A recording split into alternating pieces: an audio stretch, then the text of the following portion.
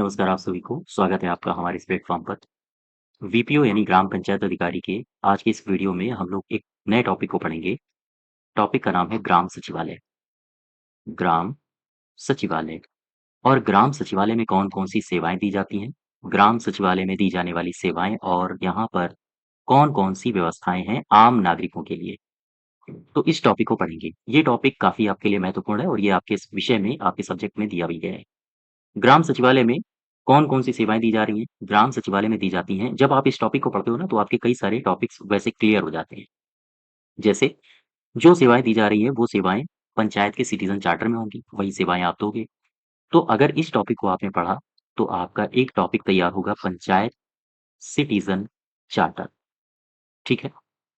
Panchayat citizen charter के अलावा जब आप पंचायत सिटीज़न चार्टर में जो उल्लिखित सेवाएँ हैं, जब आप उनको देते हो, तो किसके माध्यम से देते हो? आपके जो सचिवालय है, उसमें बैठा कौन है? उसमें बैठे हो आप और आपका बैठा है सहायक। तो जो सहायक है, इस सहायक को बोलते हैं डेटा एंट्री ऑपरेटर, यानी कि इसी को बोलते हैं वीएलई। पंचायत सहायक को विलेज लेवल एंटरप्रेन्योर बनाने के लिए सरकार ने गाइडलाइन भी जारी की थी। तो ये जो आप लोग बैठे हो, आप बैठे हो और सहायक बैठा है, ये सीएससी के माध्यम से सर्विस दोगे, तो यहाँ से आपका एक टॉपिक और कंप्लीट होता है, सीएससी कॉमन सर्विस सेंटर, ठीक है? इसके अलावा जब आप ग्राम सचिवालय को पढ़ते हो, पंचायत भवन को पढ़ते हो, यही सचिवालय है पंचायत भवन। तो फिर आप पंचायत भवन के बारे में भी जानते हो कि पंचायत भवन में कितनी राशि लगती है, कौन-कौन सी क्या-क्या यहाँ पर सुविधाएँ दी जाती हैं। तो ये टॉपिक आपके कई सारे टॉपिक्स को कवर करता है, ठीक है? इसी को आज हम लोग पढ़ेंगे। तो सबसे पहले ग्राम सचिवालय को देखते हैं। ये है क्या वास्तव में? इसको मैं शुरू करूँ, मैं एक सूचना आपको दे दूँ। अगर आप वीपीओ के लिए मॉक टेस्ट की श्रृंखला लगाना चाहते हो, तो मॉक टेस्ट आपको हमारे एप्लीकेशन पर मिल जाएँगे। एप्लीकेशन का लिंक आपको हमारे डिस्क्रिप्शन बॉक्स में दिया गया है। साथ ही साथ इन मॉक टेस्ट के अलावा आपको 70 प्लस घंटों का रिवीजन कोर्स भी मिलेगा। इन्हीं मॉक टेस्ट को उसमें डिटेल में डिस्कस किया गया है, ठीक है? और इसको आप लेते हो तो आपको बहुत सारे नए-नए क्वेश्चन्स भी देखने को मिलेंगे। शुरू करते हैं हम लोग ग्राम सचिवालय से। ग्राम सचिवालय, ठीक है? ग्राम सचिवालय कह दो या फिर आप इसको कह दो पंचायत भवन। ग्राम सचिवालय या फिर पंचायत भवन। ये क्या है वास्तव में? आपसे अगर पूछा जाए ग्राम सचिवालय क्या होता है? पूरे भारत के संदर्भ में बताओ तो आप बताओगे भारत के भारत के ग्रामीण क्षेत्र में स्थापित किया गया एक सरकारी कार्यालय होता है। सरकारी कार्यालय है। जो ग्राम सचिवालय है, ये क्यों बनाया जाता है? इसका कुछ न कुछ तो उद्देश्य होगा। ग्राम सचिवालय का क्या उद्देश्य होता है? तो ज़ाहिर-सी बात है, सरकार के द्वारा जो दी जाने वाली सेवाएँ हैं, उन सेवाओं को जनता तक पहुँचाना। आप सरकार के प्रतिनिधि बन के बैठे हो गाँव में, चूँकि आप वीपीओ की तैयारी कर रहे हो, तो एक वीपीओ गाँव पंचायत में सरकार का प्रतिनिधि होता है। तो सरकार जो भी आदेश देगा, सरकार जो भी सेवाएँ देगा, तो आपको धरातल पर उनको इम्प्लीमेंट करना पड़ेगा। अर्थात उद्देश्य क्या है सचिवालय का? ये सचिवालय क्यों बनाया जा रहा है कि हर एक गाँव में या गाँव पंचायतों में इसलिए बनाया जा रहा है ताकि सरकारी जो सेवाएँ हैं, सरकारी सेवाओं को लोगों तक पहुँचाया जा सके, लोगों तक पहुँचाया जाए। ये इसका मेन टारगेट है। बात समझ पा रहे हो? अब जब जो सरकारी योजनाएँ हैं, सरकारी सेवाएँ हैं, उनको जब लोगों तक पहुँचाया जाएगा, तो फिर कैसे पहुँचाया जाएगा? ग्रामीण क्षेत्रों में सेवा प्रदान करने की जो कुशलता होगी, उसे बढ़ाया जाए, प्रभावशीलता को बढ़ाया जाए और इस प्रकार से जब सरकारी जो सेवाएँ हैं, जब वो लोगों तक पहुँचेगी, तो लोग सरकार से कनेक्ट भी कर पाएँगे, ठीक है? अच्छा, ये रहा आपका ग्राम सचिवालय। देखो, ये मान लो है कोई गाँव, बात समझ पा रहे हो? ऐसे समझो आप।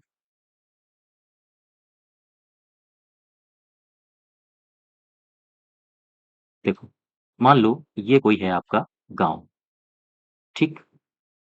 इस गाँव में आपका जो सचिवालय है, वो सचिवालय है यहाँ पे। ये छोटा-सा है आपका सचिवालय। इस सचिवालय में आप हो, आपका सहायक है, आपका प्रधान है, ठीक? इस सचिवालय में कौन-कौन सी व्यवस्थाएँ होती हैं? जब आप किसी सचिवालय में पहुँचते हो, अपॉइंट लोगे, ग्राम सचिवालय में कौन-कौन सी व्यवस्थाएँ होती हैं? व्यवस्थाएँ, जब आप किसी ग्राम सचिवालय में पहुँचते हो, तो वहाँ पर फर्नीचर होगा, बैठने के लिए ऑफ़िस होगा। इसके अलावा वहाँ पर इंटरनेट की सुविधा भी होती है आम तौर पर। हालाँकि आप बहुत सारे पिछड़े गाँव में चले जाओगे तो वहाँ पर नहीं मिलेगी। लेकिन आजकल जो इंटरनेट की पहुँच है वो गाँव-गाँव में सरकार का लक्ष्य है कि उसे पहुँचाना। तो आपको हर लगभग पंचायत में इंटरनेट की पहुँच भी मिल जाएगी। आपको कंप्यूटर वहाँ पर मिलेगा, बिजली मिलेगी, चूँकि अगर कंप्यूटर है तो बिजली से ही चलेगा। कब तक आप उसे जनरेटर से चला लोगे? इसके अलावा पेयजल की ठीक-ठाक सुविधा होती है, शौचालय होगा वहाँ पे। शौचालय के अलावा एक पुस्तकालय भी होता है। अगर नहीं है, तो आपकी ज़िम्मेदारी है बनवाइए, फंड आता है सरकार की तरफ से और वहाँ पर जन सेवा केंद्र भी होगा, ठीक है? ये व्यवस्थाएँ होती हैं किसी भी ग्राम सचिवालय में।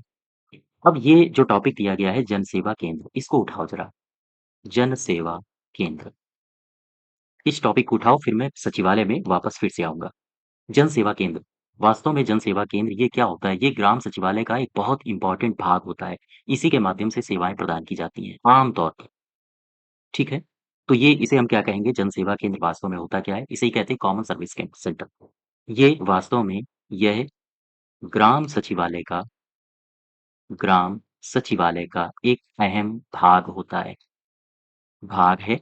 यहाँ पर होता क्या है? चूँकि ग्राम सचिवालय का भाग है, तो इस भाग को ऐसे डिनोट किया जाता है जैसे सपोज़ करो ये सचिवालय है। सचिवालय में एक कमरा निर्धारित कर दिया गया जन सेवा केंद्र के लिए, ठीक है? तो एक तरह से ये एक ऐसा भाग होता है ग्राम सचिवालय का, जहाँ पर लोग आते हैं, अपनी समस्याएँ लेके आते हैं और उनकी जो भी समस्याएँ होती हैं, उनके जो भी कार्य होते हैं, वो यहाँ पर बैठा पंचायत सहायक उनको करता है। तो ध्यान दें, जन सेवा केंद्र, ये ग्राम सचिवालय का एक बहुत महत्वपूर्ण भाग होता है। एक ऐसा स्थान होता है एक ऐसा स्थान है, जहाँ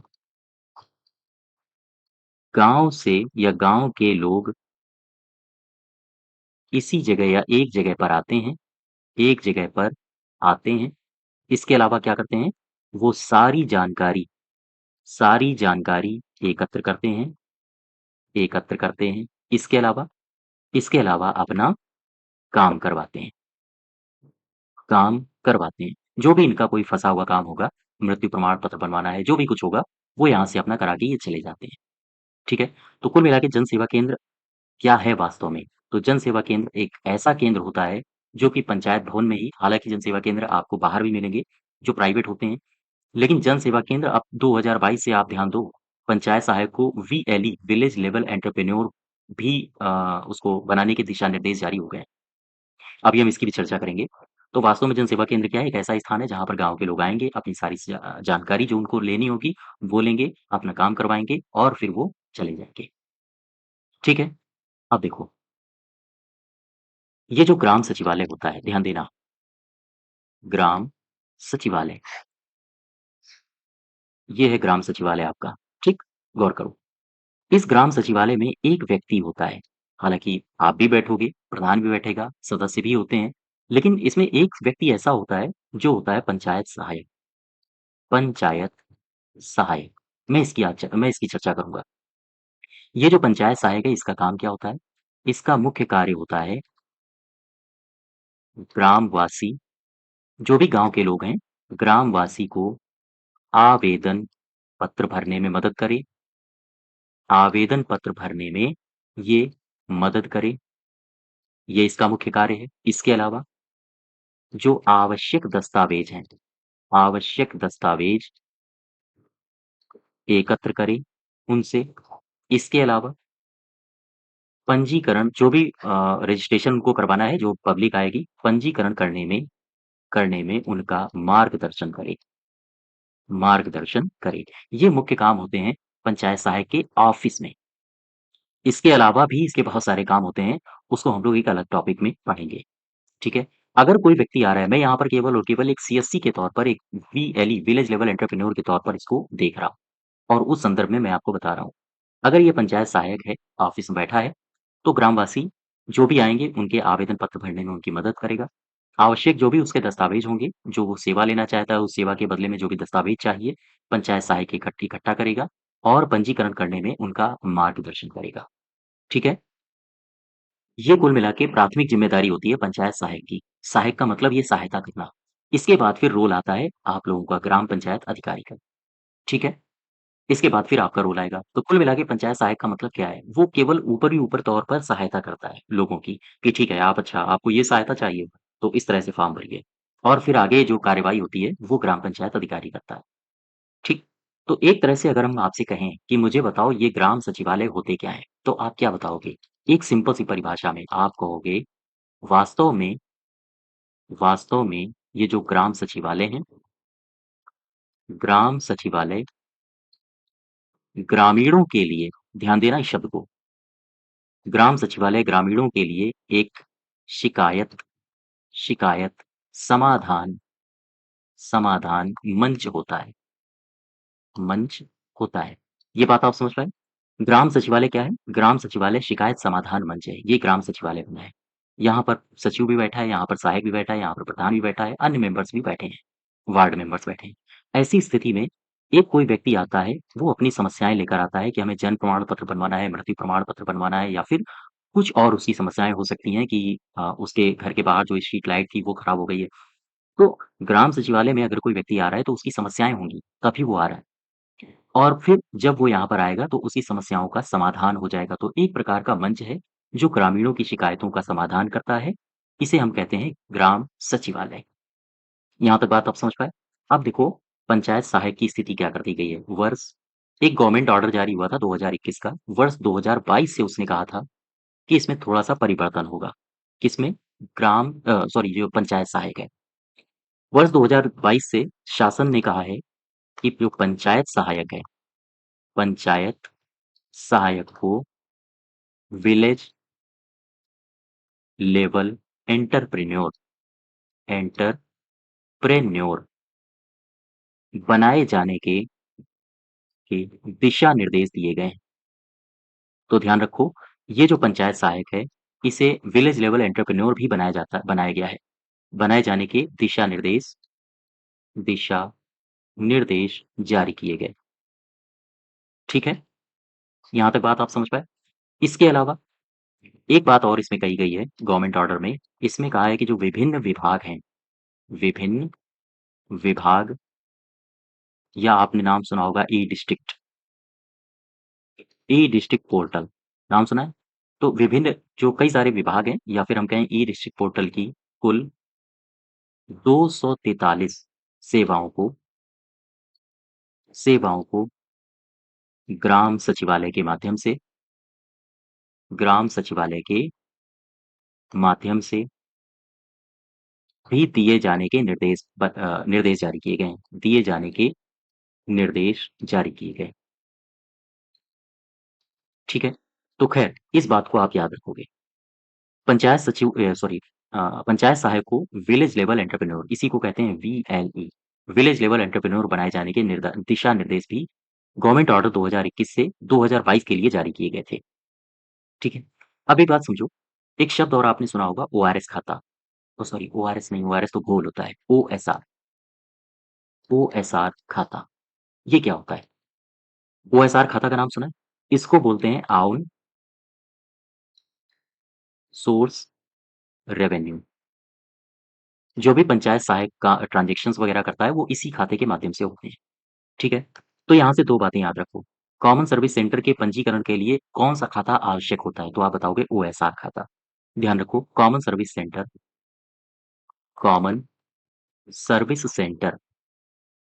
के पंजीकरण और संचालन के लिए ओएसआर खाता खोला जाएगा खोला जाएगा। इससे 2 बातें और याद रखो। जब इसके लिए दिशा निर्देश जारी किए गए थे, तो सरकार की तरफ से कहा गया था कि इसमें वित्त आयोग की तरफ से वित्त आयोग से 5,000 रुपया जमा की जाएगी राशि, जमा की जाएगी, ठीक है? और ध्यान दो, ये जो ओएसआर है हाँ, ओएसआर खाता है, इसका संचालन कौन करेगा? तो केवल और केवल आप और प्रधान करोगे। तो इस खाते का संचालन प्रधान और सचिव के द्वारा किया जाएगा।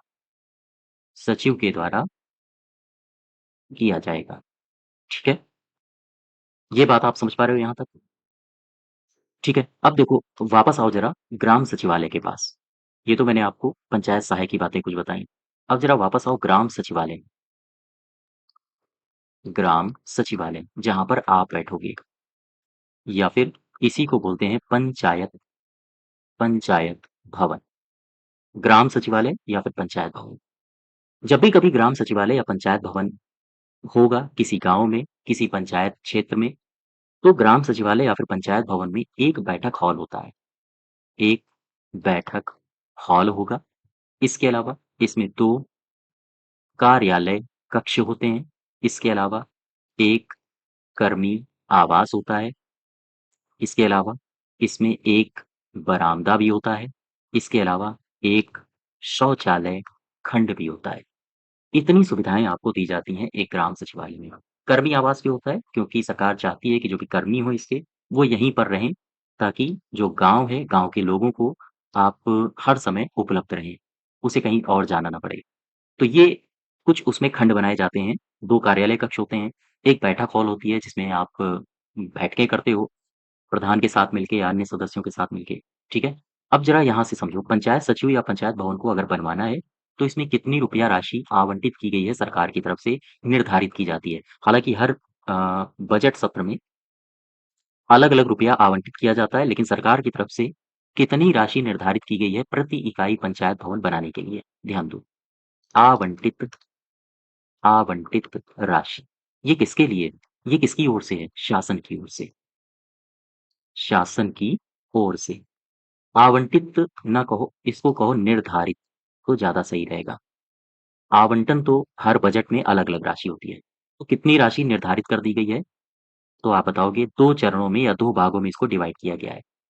एक निर्धारित की गई है 17.46 लाख रुपए, ध्यान देना। और एक निर्धारित की गई है 18.03 लाख रुपए। ये 17.46 लाख रुपए किस क्षेत्र के लिए है? तो आप बताओगे उत्तर प्रदेश का जो भूकंप रहित क्षेत्र है, यूपी का भूकंप रहित क्षेत्र, उसके लिए 17.46 लाख रुपए निर्धारित है। ये जो निर्धारित है ये प्रति इकाई है, यानी प्रति पंचायत भवन इतना रुपया लगाया जाएगा। तो उत्तर प्रदेश के भूकंप रहित क्षेत्रों के लिए कितना निर्धारित है पंचायत भवन बनाने के लिए राशि? आप बताओगे 17.46। अब यहाँ पर आओ। ये किसके लिए है? उत्तर प्रदेश के उत्तर प्रदेश के भूकंप वाले क्षेत्र में वाले क्षेत्र में इतनी राशि निर्धारित की गई है। ये बात आप समझ पा रहे हो? कंठस्थ कर लेना बिल्कुल। चूँकि पंचायत भवन को बनाने के लिए निर्धारित की गई शासन की ओर से राशि कितनी है? 2 प्रकार की राशि आप याद रखोगे 17.46 लाख, 18.03 लाख। 17.46 लाख ये भूकंप रहित क्षेत्रों के लिए है और 18.03 लाख रुपए ये भूकंप वाले क्षेत्रों के लिए है उत्तर प्रदेश में। ठीक है? इसके अलावा अभी उत्तर प्रदेश सरकार ने बजट पेश किया था। बजट 2024-25। इस बजट में सरकार ने कहा है कि हम पंचायत भवन बनाने के लिए बनाने के लिए कितनी राशि आवंटित कर रहे हैं? सरकार ने कहा है 57 करोड़ रुपए। ठीक है? ध्यान दो, पंचायत भवन बनाने के लिए निर्धारित लागत कितनी है? इतनी। ठीक? ये दोनों फिगर याद रखो। ये 57 करोड़ क्या है? 57 करोड़ सरकार ने कहा है कि 2024-25 का जो बजट है, यानी वित्त वर्ष 2024-25 में जो पंचायत भवन बनाए जाएँगे, उनके लिए 57 करोड़ टोटल रुपया खर्च किया जाएगा। यहाँ तक आप बात समझ पाए? अब वापस आओ ज़रा पंचायत सचिवालय में। ग्राम पंचायत के सचिवालय में फिर से आओ। ग्राम पंचायत के सचिवालय या हम कहें ग्राम पंचायत के सचिवालय के बेहतर संचालन के लिए बेहतर संचालन के लिए कौन-कौन से आवश्यक कदम उठाए जा सकते हैं? ग्राम पंचायत सचिवालय है, आप भी बैठे हो, प्रधान भी बैठा है, तो बेहतर उसका संचालन हो। कोई भी व्यक्ति अगर आपके सचिवालय में आए, तो फिर वो निराश होके मत जाए। वो अगर कोई सुविधा लेने आ रहा है, तो आपके पास हर सवाल का उसके उसके जो भी सवाल हों या उसकी जो भी समस्याएँ हों, अगर सवाल हैं, तो हर सवाल का जवाब आपके पास होना चाहिए, आपकी पूरी टीम के पास होना चाहिए, आपकी पूरी पंचायत के पास होना चाहिए। यदि इसकी कोई समस्या हो, तो इसकी हर समस्या का समाधान आपके पास होना चाहिए। अदरवाइज़ गाँव पंचायत में जो स्थिति है ग्राम पंचायत में, वहाँ कई जगह ये भी देखा गया है, जब ग्राम पंचायत की आप समस्याओं की लिस्ट पढ़ते हो कि वर्तमान में ग्राम पंचायत में कौन-कौन सी समस्याएँ फेस हो रही हैं, तो पंचायत का जो जो पंचायत क्षेत्र होती है, उसका जो व्यक्ति होता है, जो नागरिक होता है, वो जाना ही पसंद नहीं करता है। क्योंकि यहाँ पर किसी भी जो इनको असुविधाएँ हो रही हैं, उनका उचित समाधान इनको नहीं मिलता है। तो ये ज़िम्मेदारी पंचायत सचिवों की होती है कि वो अपने कार्यालय में हर समस्या का समाधान उनके पास हो। अगर नहीं है, तो फिर जल्द से जल्द उस समाधान को हाँ, उस समस्या का समाधान करने का प्रयत्न करें। तो ग्राम पंचायत के सचिवालय को बेहतर संचालन करने के लिए आवश्यक कदम कौन-कौन से हो सकते हैं, जो आपको उठाने चाहिए? ध्यान दो। सबसे पहला, ग्राम पंचायत का जो सचिवालय है, उसमें उच्च गुणवत्ता वाले कार्य करने चाहिए आपको। आपको आपके सहायक के साथ कार्य करने चाहिए। इसके अलावा आपको अपने प्रधान के साथ उच्च गुणवत्ता वाले कार्य करने चाहिए, जिससे गुणवत्तापूर्ण सेवाएँ हर एक गाँव वाले को मिलें। जो आप कार्यकलाप करते हो, जो आपकी कार्यप्रणाली है, कार्यप्रणाली में पारदर्शिता हो, ताकि कोई भी गाँव वाला आप पर उँगली ना उठा सके और उसे विश्वास हो कि हम जब गाँव में या हम जब सचिवालय में जाएँगे, तो हमारा काम अच्छे से निपट जाएगा। इसके अलावा उत्तरदायित्व हो उत्तरदायित्व हो, कि अगर आपने कोई सेवा दी है, तो वो इतने दिन के अंदर-अंदर उस व्यक्ति का समस्या का समाधान हो जाएगा, ठीक है? एक रिस्पॉन्सिबिलिटी होनी चाहिए। इसके अलावा प्रभावकारी या हम कहें प्रभावी सर्विस डिलीवरी सर्विस डिलीवरी हो या फिर हम कहें जो जन शिकायतों का निवारण होना चाहिए। ये अगर आप कदम उठाते हो अपनी पंचायत में, अपने पंचायत भवन में, तो फिर जो आपका पंचायत है, आपका जो पंचायत क्षेत्र है, तो उस पंचायत को आप अपने आदर्श ग्राम पंचायत की ओर मोड़ दोगे। कहने का आशय है कि अगर इन कदमों के साथ आप या इन तथ्यों के साथ आप आगे बढ़ते हो, तो फिर वो पंचायत, वो गाँव आपका आदर्श ग्राम पंचायत की ओर बढ़ चलेगा, ठीक है? ये जो टॉपिक्स हैं, ये जो जन शिकायतों का निवारण हो या प्रभावी सर्विस डिलीवरी हो, ये जो मैंने 4 और चौथा और 5वां पॉइंट लिखा है, ये संबंधित है पंचायत सिटीज़न चार्टर से। 4 और 5 इनका संबंध है पंचायत सिटीज़न सिटीज़न चार्टर से। अब नेक्स्ट जो टॉपिक हम लोग पढ़ेंगे, वो पढ़ेंगे पंचायत सिटीज़न चार्टर। आखिर जो वीपीओ होता है, वो कौन-कौन सी सेवाएँ उपलब्ध कराता है? अगर कोई व्यक्ति कोई सेवा लेना चाहता है, तो वो प्रथम दृष्टया किसके पास आएगा? और अगर आपके द्वारा दी गई किसी सेवा से ये व्यक्ति नाखुश है, तो फिर आपका शिकायत कहाँ करेगा वो? ठीक है? तो वही है, जन शिकायतों का निवारण हो। वो निवारण करने के लिए कहाँ जाएगा? आपके पास वापस आएगा या फिर किसी अन्य अधिकारी के पास जाएगा और जो आप सर्विस डिलीवरी कर रहे हो, वो प्रभावशाली तरीके से डिलीवरी करो और इसके लिए हमें पढ़ना पड़ेगा पंचायत सिटीज़न चार्टर और इन पंचायत सिटीज़न चार्टर को हम यहाँ पर 2-2 पढ़ेंगे। एक तो भारत सरकार के द्वारा पंचायती राज के द्वारा जारी किया गया पंचायत सिटीज़न चार्टर और इस पंचायत सिटीज़न चार्टर में कुछ संशोधन करके उत्तर प्रदेश ने अपना खुद का पंचायती राज विभाग ने अपना खुद का पंचायत सिटीज़न चार्टर बनाया है। इन दोनों को पढ़ेंगे और इन दोनों में बहुत कन्फ्यूज़न होता है आप लोगों को, ठीक है? मॉडल सिटीज़न चार्टर क्या है और पंचायत के द्वारा उत्तर प्रदेश सरकार के द्वारा जारी किया गया पंचायत सिटीज़न चार्टर क्या है? जो कि इसी मॉडल पंचायत सिटीज़न चार्टर के में थोड़ा बहुत परिवर्तन करके इसको बनाया गया है, ठीक? तो ये टॉपिक हम लोग नेक्स्ट वीक कंटिन्यू करेंगे। आई होप ये सारी बातें आपको समझ में आई होंगी, ठीक है? ओएसआर खाता क्या होता है? इसके बारे में और ग्राम सचिवालय में कौन-कौन से क्या-क्या काम होते हैं, जनसेवा केंद्र क्या होता है, पंचायत का जो सहायक होता है उसके क्या काम होते हैं, ये सारी बातें। नेक्स्ट डे हम लोग पंचायत सिटीज़न चार्टर पढ़ेंगे। धन्यवाद।